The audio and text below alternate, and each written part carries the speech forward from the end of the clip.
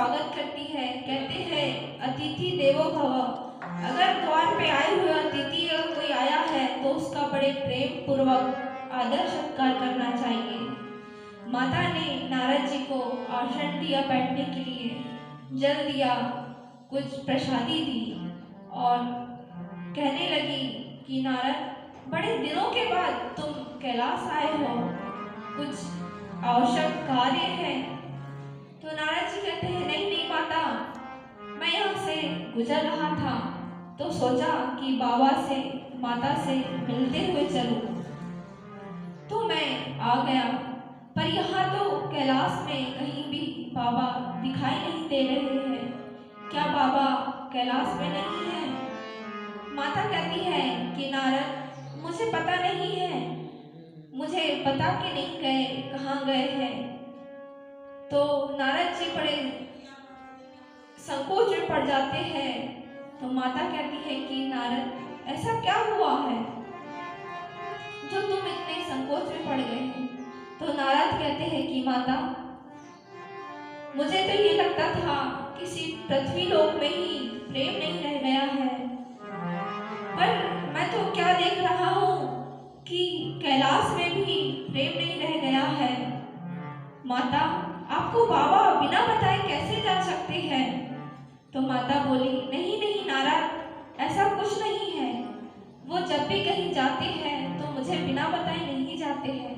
हाँ, आज ऐसा हो गया कि वो मुझे बिना बताए चले गए। तो नारद कहते हैं कि माता, इसका अर्थ तो यही हुआ कि बाबा आपसे प्रेम नहीं करते हैं। जब ये छोटी छोटी बात आपको बाबा नहीं बताते हैं तो फिर वो बड़ी बात वो बात कैसे बताई होगी?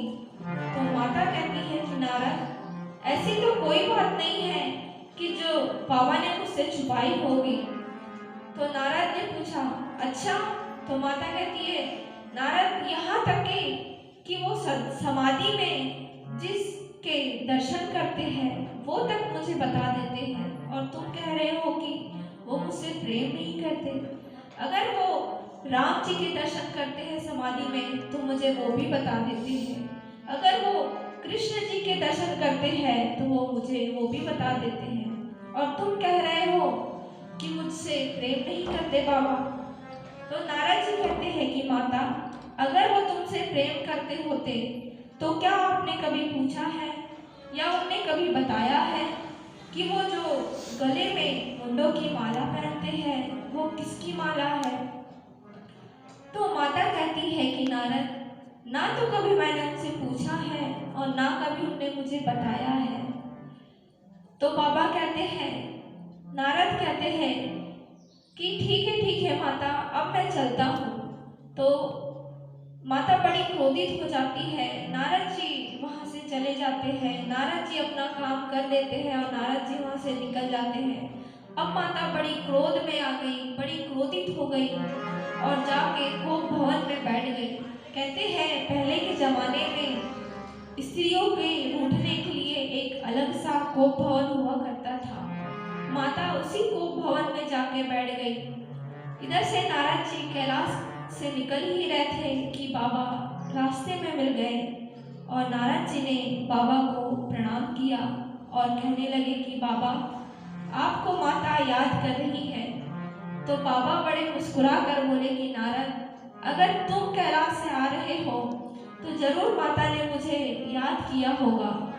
और नारद जी वहाँ से निकल जाते हैं और बाबा इधर कैलाश की ओर आते हैं। माता का शुरू से ही माता की एक आदत है कि जब भी बाबा द्वार पे आते हैं तो माता बाबा का बड़ा स्वागत करती है, उन्हें जलपान देती है, द्वार से ही उनका स्वागत करके उन्हें अंदर ले जाती है। आज जब बाबा अंदर आए हैं तो ना तो माता बाहर द्वार पर उनका स्वागत करने आई, ना उनको जल दिया। बाबा बाहर से भी आवाज लगाते हैं, देवी पार्वती, देवी पार्वती। पर आज तो माता बड़े क्रोध में बैठी है, माता बिल्कुल भी सुन नहीं रही है।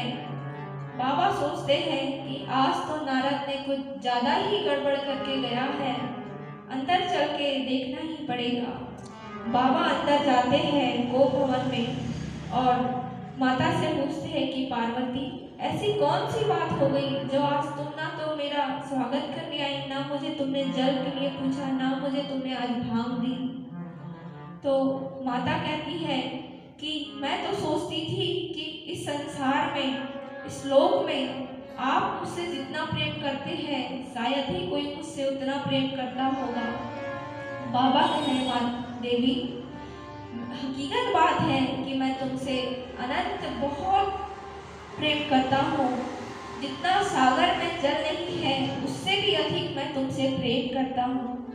तो माता पूछी कि नहीं नहीं, तुम मुझसे प्रेम नहीं करते। तो माता कहती है, भोला भांग तिहारी, नित घोटत घोटत हारी, तेरी एक दिना की होए तो घोटू, रोज न घोटी जाए। भोला भांग तिहारी, नित घोटत घोटत हारी। माता कहती है बाबा से कि मैं जब से अपने पिता के घर से आई हूँ, तुम्हारा काम करती हूँ, तुम्हारे बच्चे को संभालती हूँ, बस इसलिए कि तुम मुझसे इतना प्रेम करते हो। मुझे तो ये लगता था कि संसार में आपसे ज़्यादा प्रेम करने वाला कोई नहीं है, पर आज पता चला कि तुम मुझसे प्रेम नहीं करते हो। तो बाबा बोले कि देवी, ऐसी कौन सी बात हो गई जिससे तुम्हें मेरे प्रेम पर संदेह हो गया है। तो माता कहती है, अच्छा आपने आज तक के मुझे ये नहीं बताया कि ये जो गले में आप मुंडों की माला पहनते हैं ये किसकी माला है। तो बाबा मुस्कुरा कर बोले कि देवी, ना तो आपने कभी पूछा है और ना तो कभी मैंने बताया है। अब जब अगर आज आपने पूछ ही लिया है तो मैं आपको बता दूं कि ये जो मैं मुंडों की माला पहनता हूँ ये किसी और की नहीं, ये इसमें कुछ तुम्हारे ही सिर है और कुछ दैत्यों के सिर है। तो माता कहती है, अच्छा, हर जन्म में मेरी ही मृत्यु होती है और आप जीवित हो जाते हैं। तो बाबा कहते हैं कि देवी, मैंने अमर कथा का रसपान पिया है, मैंने अमर कथा को सुनी है, मैंने अमर कथा को ग्रहण की है, इसलिए मैं अमर हूँ। तो देवी बड़ी हट पड़ जाती है कि आज मुझे भी इस अमर कथा का रसपान करना है, मुझे भी इस अमर कथा को सुनना है। तो बाबा कहते हैं कि देवी, ये कथा कोई साधारण कथा नहीं है, ये स्वयं हमारे भगवान श्री कृष्ण की चरित्र है। इसमें स्वयं हमारी किशोरी जी विराजमान है। माता बड़े हट पड़ जाती है कि आज हमें कथा सुनना ही है।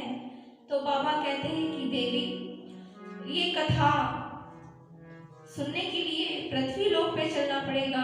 और बाबा माता को पृथ्वी लोक पे वट वृक्ष के नीचे ले आते हैं। उधर गौरव धाम में श्री किशोरी जी के हाथ पे सुख बैठा हुआ है।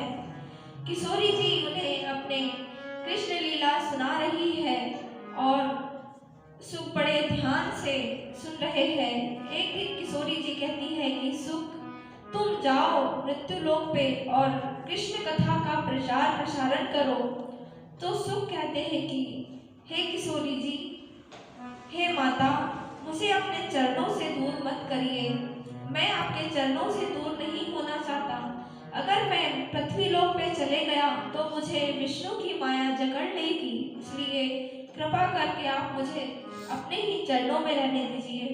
तो सुख जी कहते हैं, सुख जी बड़े विनती करते हैं और कहते हैं कि माता, मुझे अपने चरणों से कहीं दूर मत जाने दीजिए।